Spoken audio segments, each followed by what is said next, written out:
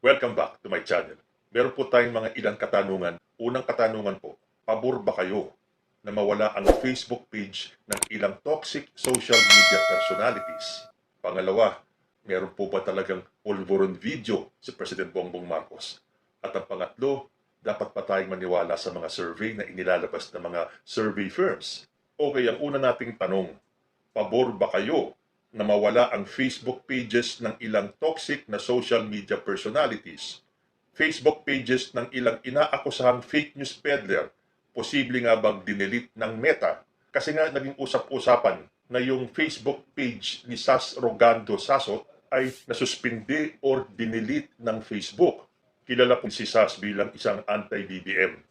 At nung masuspindi or dinelete or kung ano man ang nangyari sa kanyang Facebook account, sinisi niya kagad ang gobyerno. Ano ba yan? Lahat na lang ba talaga ng nangyayari sa buhay natin, isinisisi natin kay President Bongbong Marcos? Hindi ko po kasi pinanonood si Sas. Nababasa ko lang po ang mga comments ng mga netizens na toxic daw itong si Sas. At kaya na-delete or na-suspend yung kanyang account dahil sobra na or madalas ay below the belt na ang kanyang mga banat kay President Bongbong Marcos at sa gobyerno nito. Pero tama ba na ang gobyerno ni President Bongbong Marcos ang sisihin niya? May mga nagko-comment po kasi na ang Facebook, ang may-ari niyan ay taga-Amerika. At si Sas ay kilala daw na pro-China. At alam po natin na ang Facebook ay may mga guidelines. At nagbibigay ng warning ang Facebook kung kayo ay i-delete o isususpend. Yun po ang pagkakaalam ko. At pag nagkataong na-suspend naman yung account nyo, bibigyan kayo ng message ng Facebook na you have until such time para mag-disagree dun sa kanilang desisyon kung bakit nila in-unpublish yung inyong Facebook account. So bakit natin sisisihin agad si President Bongbong Marcos kung na-suspend or na-delete man ang inyong Facebook account? Hindi naman po Pilipinas ang may-ari ng Facebook. Sabi naman ng iba, pwede naman daw mag-request ang gobyerno ng kahit na anong bansa sa Facebook para matanggal ang isang account. Pero naki-Facebook pa rin ang huling desisyon kung tatanggalin nga nila o hindi. Pwede rin naman ang dahilan ay kayo ay na-mass report. Anyway, hindi lang po si Sas ang nasuspend yung account. May comment din akong nabasa na pati daw itong si Politic Philippines or Politic PH ay nasuspend yung kanyang account. So nung sinearch ko naman yung page ni Politic Philippines, nabasa ko po yung kanyang post.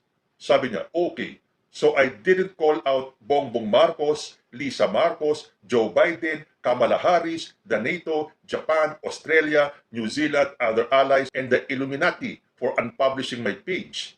I just disagreed with the decision. Well, lo and behold, Facebook has spoken. And guess what?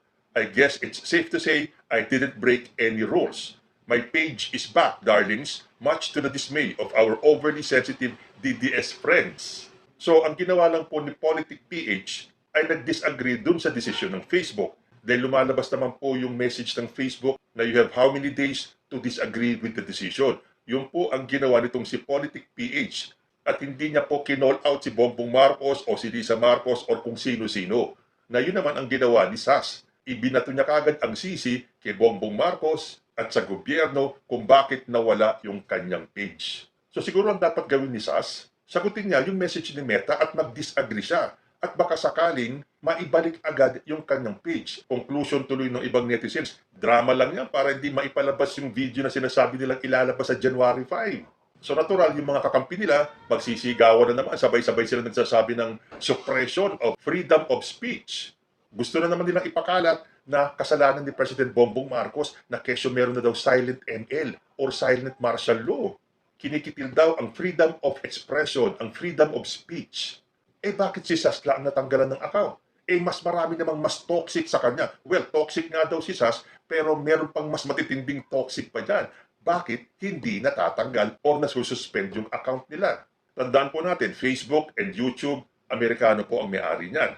Eh ang sinasabi nila, ang nasususpend daw ng mga account na yun ay yung mga pro-China. So siguro may dahilan si Meta para isuspend kayo. Huwag nyo kagad isisi yan kay President Bongbong. Ay bakit itong si Politic PH? Nasuspend din yung kanyang account pero nag-disagree lang siya. And lo and behold, sabi pa niya, ibinalik yung kanyang page. So ano ang lumalabas? Drama lang talaga ni Sas yan. Sabi pa nga ng ibang comment na nabasa ko, hindi naman daw na-suspend, hindi na-delete. Kung hindi, dini-activate talaga ni Sas yung kanyang account.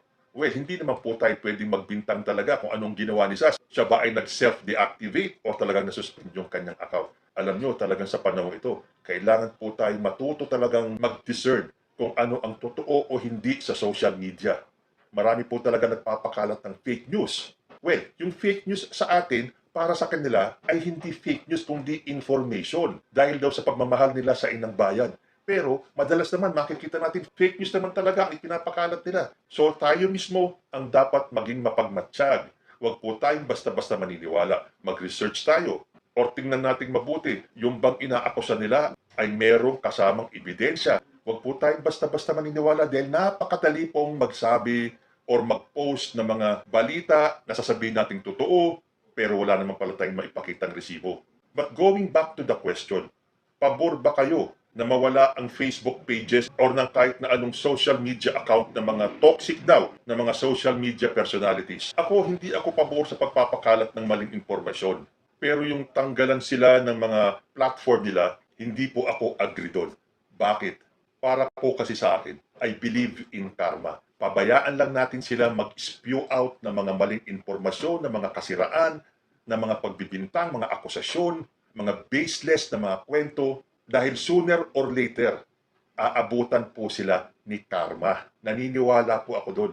Bayaan po natin sila kung sino man yung mga sinasabing mga nagpapakalat ng fake news. Kasi impormasyon pa rin yung inilalabas nila.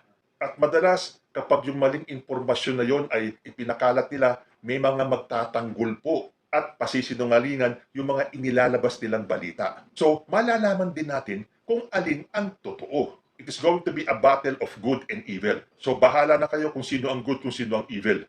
Ang importante dyan, may mga kokontra dun sa mga naglalabas ng maling impormasyon. At yun ang time for the truth to come out.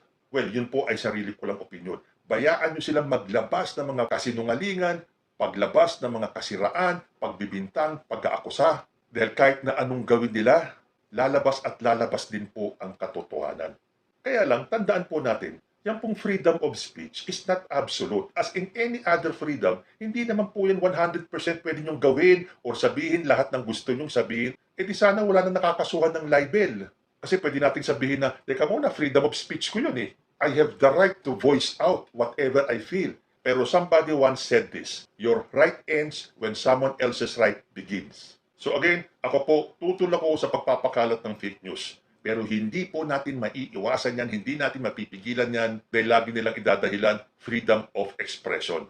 Well, this is a democracy. So let them be. Darating po ang oras na lalabas at lalabas ang katotohanan. Kung totoo ba yung sinasabi nila or yun ay pawang gawa-gawa lamang.